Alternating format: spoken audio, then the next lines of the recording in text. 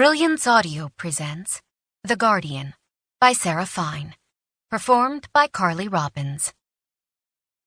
It was Christmas Eve, and Ernie was spending it magically disguised as a paunchy old mercenary with bad teeth. She gripped the steering wheel as her cards pulsed against her skin. This was the most complicated play she'd ever made, but she'd worked up to it. For other Immortal Dealers, especially the older ones like Min or Gabe, who knew their decks in and out and dealt the cards as easily as they breathed, this would be a snap. But Ernie had been playing with a full deck for only 8 weeks, and this trick was seriously making her sweat. The illusion had required several cards. Deceive, because, obviously. Strength, because she'd be damned if she was taking any chances. Translate, because a North Carolina drawl would be as out of place as Sunday best at the swimming hole. 2 different wilds, because she'd learned in her self-imposed solitary training sessions that the combination was more stable. She had physically morphed using the chameleon wild and now knew what it felt like to be a dude. A little too dangly for her liking. An extra layer of illusion from the mirage wild, sort of like powder over foundation, set everything in place. Finally, she'd played prolong, because she needed the whole damn thing to last until she made it past the checkpoint and delivered the goods. The goods sniffled and wiped his nose on his sleeve. "How much longer?" "Stop whining," she snapped. What he heard was a deep and cranky Russian, "Kovatyet nit." She actually felt bad for the kid as he flinched, but she wasn't herself tonight.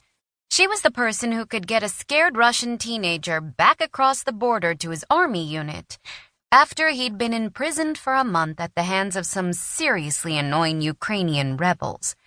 It wasn't the job the forger had sent her here to do.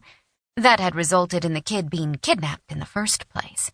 It had also escalated the war between Russia and Ukraine, which is what the forger had obviously wanted. "This conflict is way too contained," he had said. "Time for some far-reaching chaos." Now the UN was involved, and the US was saber-rattling, and Ernie was pretty sure it was her fault.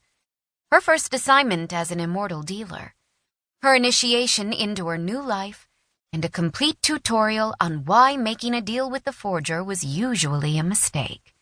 The guy was ace at loopholes. It had been a long 2 months. She peered through the spotty windshield at the road stretching ahead of her. Fog clouded what lay ahead, though the faint glow within the haze grew sharper with every passing moment. Even if it wasn't the checkpoint yet, she supposed it worked as a metaphor. She could use a little light at the end of the tunnel right now. "Is that it?" Sasha asked, his voice rising with hope and excitement. "Maybe." "Может быть." It was, though. She could see it now. A roadblock, spotlights, and shadowy figures standing nearby. She glanced at Sasha, whose cheeks were covered in zits, whose Adam's apple stuck out a mile, whose uniform hung off his gangly body. His only mistake had been to get drunk and wander away from his unit, which had been stationed near Rogalik, a tiny town right by the border.